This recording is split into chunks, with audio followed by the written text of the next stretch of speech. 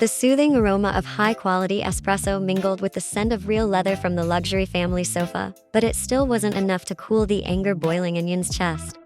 Yin stood tall in front of her husband, who lounged on the corner sofa with a tablet in hand, the cold blue glow of the screen reflecting rows of figures from the organizations and businesses he ran. Jungkook's presence was always commanding, even when he was only wearing a simple home t-shirt. "I'm not a kid who needs a leash, Jungkook," Yin shouted, her voice trembling with simmering frustration. She hurled a couch pillow at him. It landed near Jungkook's feet, not bothering him in the slightest. "I'm your wife, not some political prisoner." Jungkook lifted his gaze slowly, his thick lashes narrowing. A chill settled over the room. "Of course you're not a kid," he said, calm but cutting, like sharpened steel. He set the tablet down. "You're the boss's wife." He stressed the word boss as if it ended the argument. "And that means you draw attention. You know that." Jungkook leaned back and crossed his arms. "I'm not going to risk security just because you want to feel cool in front of your friends at an important business dinner next week." The issue wasn't only the car keys now locked in a large safe that opened to Jungkook's fingerprint alone, a new rule after Yin had recklessly tried to slip away without security last month just to meet her old college friends without supervision. The issue was the bodyguards themselves. She didn't mind being guarded when Jungkook was with her, but not when she wanted time with her friends.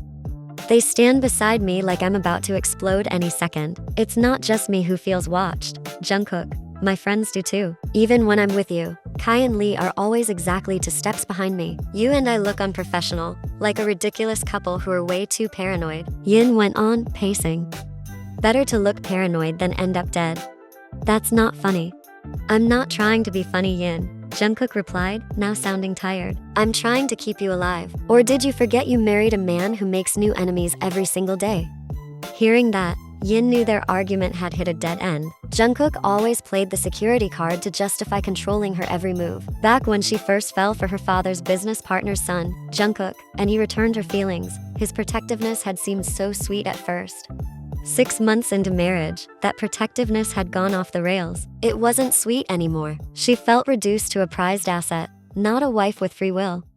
"Fine," Yin said, trying to steady her breathing. "Do whatever you want, but don't blame me if I feel suffocated in your house." She turned and headed for the master bedroom, slamming the door harder than necessary, leaving Jungkook to sigh, pick up his tablet again, and return to his endless risk calculations. The decision was made. That night, Yin went to sleep burning with anger. She had to prove to her husband that she could take care of herself, that she was a smart, grown woman, not a bird in a gilded cage. She had to slip out for a little fun, and this time, she had to do it without the guards. The next morning, Yin woke much earlier than usual. By around 9, Jungkook had already left the house for the organization's headquarters, heading into a meeting that was rumored to last until late afternoon. Yin spent her first hour pretending it was just another ordinary day. She ate breakfast alone at the dining table, chatted lightly with the head maid about the dinner menu, and sent the lead bodyguard to buy her favorite snacks and chocolates across town, a task she knew would take at least an hour and a half.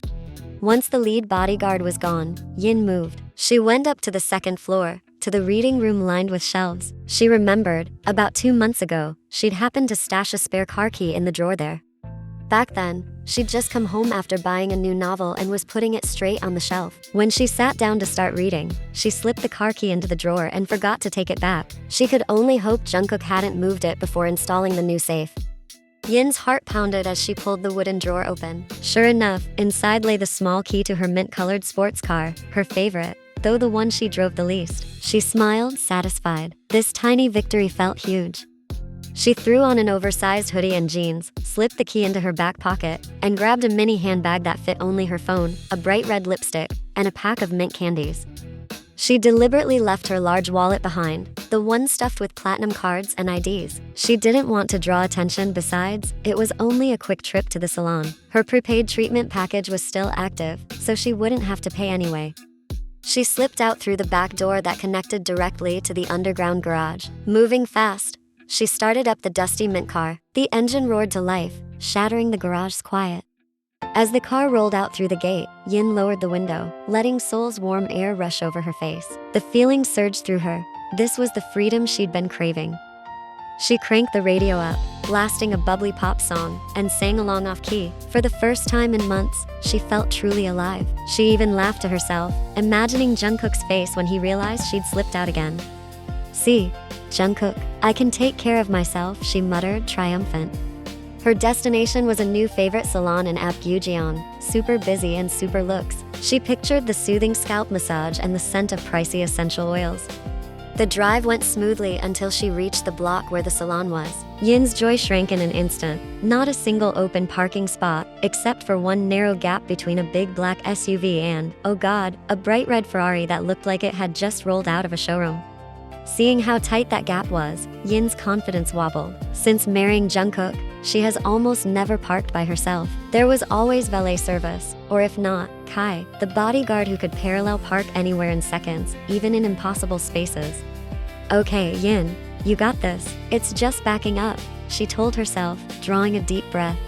She edged the car forward and flicked on the turn signal. She mapped out how she'd turn the wheel, but today it felt weirdly hard. Her heartbeat kicked up, not from the thrill of freedom, but from parking anxiety. She turned the wheel and reversed to fast. Panicking, she corrected the wheel the wrong way. The car slid diagonally, its nose getting too close to the SUV's bumper. She inched forward, then reversed again. "Ugh, why is this so freaking hard?" she groaned, sweat beading at her hairline. She tried one more time, focusing on the right side mirror. She eased back, turned the wheel a little, almost, just a tiny bit more, the edge, and then crack. A sharp, deadly scrape sliced through the air. Not thick paint rubbing off, more like metal pushed where it shouldn't be. Yin's mint sports car mirror had clipped the Ferrari's side mirror. The red mirror snapped inward, and even through her own mirror, Yin could see a small scratch on its painted cover. She froze. Her mind went blank. The rush of joy from 5 minutes ago evaporated, replaced by a cold wave of dread. Before Yin could even kill the engine, the Ferrari's door flew open. A middle-aged woman, dressed head to toe in luxury with oversized sunglasses and hair swept into a high chignon, sprang out. She looked like the textbook Gangnam socialite, but with a temper turned up to 11. She stared at the scuff on her car. Her expression flipped from shock to hysterical in a heartbeat. "Oh my god, what did you do to my car?" the woman screamed, her voice seemingly engineered to shatter glass. She jabbed at the folded side mirror with a finger sporting a pea-sized diamond. Yin hurriedly cut the engine and stepped out. Her face flamed red. "I'm so sorry, ma'am. I swear it was an accident. I turned the wheel too far," Yin said, trying to stay polite even as her hands trembled. "An accident? You think this is a playground?" the woman snapped. "This car was a birthday present from my husband. Brand new, 1 week old. Do you have any idea how much this mirror alone costs, huh?" She stepped closer, eyes blazing. "Careless kid. You think you can drive in a place like this?" A small crowd started to form. The shame flooding Yin now blew past any anger she still carried for Jungkook. This was public humiliation, plain and simple. "I'll take full responsibility," Yin said, forcing her voice to sound steady. "How much is the damage? We can settle it here." "Settle it here? No, you need to be taught a lesson," the woman said, shaking her head dramatically. "I'm calling the police. Let's see what they say about your negligence." The woman immediately pulled out her phone and called the local police, all while continuing to yell at Yin, accusing her of driving without a license, even though Yin actually had one, and of trying to run away, even though Yin was standing completely still. It didn't take long before the sound of police sirens filled the air. Sitting on a hard wooden chair inside the Apgujeong District Police Station, Yin felt like she had officially hit rock bottom. She was supposed to be relaxing at a spa, not being questioned by 2 officers who were clearly trying not to laugh at the ridiculous argument between her and the middle-aged woman still ranting non-stop beside her. "I already told you, it was a complete accident," Yin said, trying to stay calm even though she was seconds away from crying out of sheer frustration. "A complete accident caused by negligence," interrupted the Ferrari owner in a sharp tone. The woman had introduced herself as Mrs. Choi. "Officers, please ask her for her ID and have her pay a preliminary fine for my car's repair guarantee immediately." One of the officers, who looked utterly tired of the situation, turned to her. "Miss, can I see your ID and driver's license, please?" That was the moment Yin realized just how bad things had gotten. She reached into her tiny handbag. All she found was a lipstick, a few mint candies, and her phone. She pulled it out. Black screen, dead battery. "My wallet. I think I left it at home," Yin admitted softly. The wallet in question was the thick one holding all her IDs, her international license, and a pile of platinum cards Jungkook had given her. The officer raised an eyebrow. "I'm sorry, miss. We can't process this without identification. If you don't have any, we'll have to hold you here until a guardian or family member comes to vouch for you." Mrs. Choi let out an infuriating little laugh. "See? What did I tell you? Such a reckless little girl." Yin's heartbeat quickened. She couldn't call her bodyguards. That would mean admitting her stupidity and breaking Jungkook's rules. She couldn't call her friends either. It would just spark pointless gossip. There was only one option left, the most humiliating one, the one that would destroy all her efforts to prove she could handle herself. "Jungkook, may I borrow your office phone for a moment?" Yin asked the officer reluctantly. He nodded and handed her the desk phone. Yin's fingers felt icy as she dialed the 7 digits of Jungkook's number from memory. The call connected on the second ring. "Hello, this is Minho. Mr. Jian is currently in the middle of an important negotiation." Jungkook's chief secretary spoke in a formal, rushed tone. "Please, it's Yin. It's an emergency. I need to talk to Jungkook right now," Yin whispered, her voice full of desperation. There was a short pause on the other end, then Minho's tone changed, surprised. "Mrs. Jian? Of course. Please hold on." Minho's voice faded, replaced by Jungkook's deep, professional baritone. "Yin, what's going on? Why aren't you using your own phone?" Yin swallowed, her throat dry like sandpaper. The sulking from the night before, the determination to ignore her husband, all of it vanished in an instant. "Jungkook," she began, her voice shaky. She forced herself to speak clearly. I'm at the police station." Silence. A silence far scarier than shouting. "Say that again. Where are you?" Jungkook's voice now sounded dangerously calm, cold, and sharp. "I'm at the Apgujeong police station. I snuck out without the bodyguards. I used the mint-colored spare car," Yin confessed quickly, as if ripping off a bandage. Across the room, Mrs. Choi suddenly stopped talking, maybe realizing who Yin was calling. "What happened, Yin?" "I tried to parallel park in front of a salon, but I hit the side mirror of a red luxury car owned by this super loud lady who's been yelling at me non-stop. She even called the police. I have to pay a fine, but I left my wallet at home. My phone's dead." "I'm sorry." Yin shut her eyes tight, bracing herself for the storm. Jungkook didn't yell, which somehow scared Yin even more. He just let out a long, heavy sigh. "Stay where you are. Don't move. Don't talk to anyone except the officers. I'm coming now." The call ended. With trembling hands, Yin placed the receiver back and handed the phone to the officer. She could only sit there, head down, wishing the ground would just swallow her whole before her mafia husband showed up and made this humiliation even worse. This was the price she had to pay for trying to be too independent. The air in the Apgujeong police station felt like thin ice about to crack. Yin sat up straight, forcing her gaze forward, avoiding Mrs. Choi's triumphant stare from across the desk. Every second dragged like an hour. She could feel her stupidity seeping out of her pores, soaking her hoodie with a sticky shame. She had failed completely, not only at sneaking out, but in the most humiliating, public way possible. Then the silence was broken by the deep roar of an engine stopping abruptly outside, followed by a sudden stir among the officers who had looked bored just moments ago. The frosted glass door swung open. 2 men in black suits, bodyguards, entered first. They didn't walk. They swept through the room, their eyes sharp and scanning as if the police station were a battlefield full of landmines. Their presence alone was enough to choke the air in the room. And then came Jungkook, dressed in a long, dark overcoat. He radiated an authority that made everyone in the room, officers and Mrs. Choi alike, fall silent. He had clearly come straight from a business negotiation worth billions of won. The tension in his shoulders said it all. His face was a perfect marble mask, calm, controlled, lethal. His eyes, usually soft when he looked at Yin at home, were now dark and cold, focused like a blade. Jungkook walked straight to the officer's desk. He didn't even glance at Yin, who sat frozen in her chair. "I'm Jian Jungkook," he said, his deep, authoritative voice slicing through the silence. He handed over a gleaming black business card, not one from his official company, but a thick matte card reserved only for emergencies, the kind that carried far more weight than any legal title. The officer in charge went rigid. The name Jian Jungkook was well known among Seoul's law enforcement circles, though most of what they knew wasn't exactly written in public records. "Mr. Jian," the officer said politely, almost too politely. "We've detained your wife for a minor vehicle damage incident. We just need her identification and a damage settlement."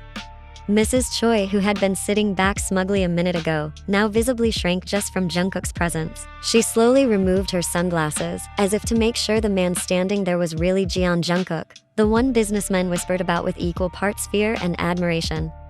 "That's my car, Mr. Jeon." She hit it on purpose. Mrs. Choi screeched, trying to regain control, but her voice came out high-pitched and desperate. Jungkook finally turned his head toward her. His gaze wasn't angry, it was coldly assessing, the kind of look that stripped a person down to their core. "The damage, your claim, and your inconvenience will be handled by my legal staff," Jungkook said evenly, his voice carrying both a promise and a threat. He gestured to another man in a suit who had just entered, carrying a leather briefcase. "How much for the mirror repair?" Mrs. Choi, who had earlier demanded double the price of a new mirror, suddenly stammered, Around 3 million won?" Jungkook ignored her. He looked at his lawyer. "Give her a check for 30 million won. Also, include a permanent non-disclosure agreement. I don't want to hear this incident ever being used for gossip with any unnecessary embellishments." 30 million won for a mirror worth 3. Mrs. Choi's face drained, then flushed an ugly shade of greedy green. She went silent, her outrage dissolving instantly. With trembling hands, she accepted the check, her anger drowned out by money and the quiet, unmistakable threat radiating from the man standing before her. All legal matters were resolved in less than 5 minutes. Jungkook never sat down. He stood tall, watching his lawyer handle the fines and paperwork. He didn't say a single word to Yin. That silence punished her more than any shouting could have. "Let's go," Jungkook finally said, turning his gaze toward her. Just one word, but the weight in his tone made Yin's bones shiver. Her knees felt weak as she stood up. She walked out of the police station flanked by Jungkook's two bodyguards, as if she were a prisoner being extradited. Her mint-colored sports car was left parked crookedly on the street. Jungkook had already signaled for someone to take care of it later. Outside, a sleek black sedan waited. Yin slipped into the passenger seat. Jungkook got behind the wheel and started the engine. The silence that filled the car was suffocating, broken only by the low rumble of the V8 under the hood. He drove smoothly but fast, weaving through Seoul's busy streets. Yin stared straight ahead, stealing glances at his cold profile. His jaw was locked tight, a faint muscle twitching in his neck. "Why aren't you yelling?" Yin whispered, her voice barely audible. Jungkook's grip on the steering wheel was like iron. "Yelling won't turn back time or fix that Ferrari mirror." "I know I messed up. I'm sorry," Yin said, her eyes glistening. The words came out sincere, mixed with fear. "You didn't just mess up," Jungkook said flatly. "You were reckless. You risked your life, Yin. For what? A haircut?" "To prove I can take care of myself," Yin shot back, frustration creeping through her fear. "And what exactly did you prove?" Jungkook countered sharply. "You didn't just hit a car. You forgot your ID, your wallet, and your phone was dead. You made yourself vulnerable, alone, in the middle of the city." He exhaled heavily, his restrained anger starting to leak through. "Do you even realize what could have happened if the person you hit wasn't some rich housewife but one of my enemies? You'd have disappeared before you could even scream for help." Silence returned, heavier than before. The neon lights outside blurred past like ghosts. Yin felt the sting of reality settle deep in her chest. She had underestimated how dangerous their world really was. "I just feel suffocated, Jungkook," she murmured. "I know this is marriage, not prison, but it's starting to feel like one. Every move I make is watched, every breath measured. I don't even have free will anymore." "Free will?" Jungkook snapped softly. "You knew who I was from the start. Before we even got married, we talked about this, and you agreed. Then why bring it up now? You think I like keeping you under watch? You think I can focus on business, knowing you might sneak out and end up as leverage at some enemy's negotiation table?" They arrived at the mansion. Jungkook parked in the underground garage, and the silence there was even heavier than before. They took the private elevator up in total quiet, not even looking at each other. When the elevator doors opened, Yin headed straight for their bedroom, hoping to postpone the fight, at least until after a shower. But Jungkook caught her wrist, not roughly, but firmly, leaving no room for negotiation. "No," he said, "we're finishing this now." He closed the bedroom door, locked it, and stood in front of it, blocking her only exit. "I warned you. I gave you freedom within reason," he said, stepping closer, closing the space between them. His gaze locked onto hers, demanding honesty. "You broke that trust, twice." "I didn't run away to another country, Jungkook. I just went to the salon." "You crossed a line, Yin. In our world, Crossing a line means inviting chaos. And if that chaos touches you, it'll destroy us both. His voice was tense, but beneath the frustration, there was something darker, possessive. I can't live like this, being watched all the time, Yin said, hugging herself. I need air. I need freedom, to just live a little. Freedom? Jungkook's voice turned icy. The air outside is poison for my wife. You want freedom, but all you'll find out there is danger.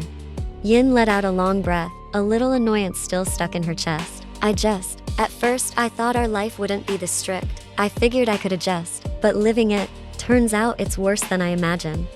Jungkook's gaze hardened. So you regret marrying me? He asked, flat and cold.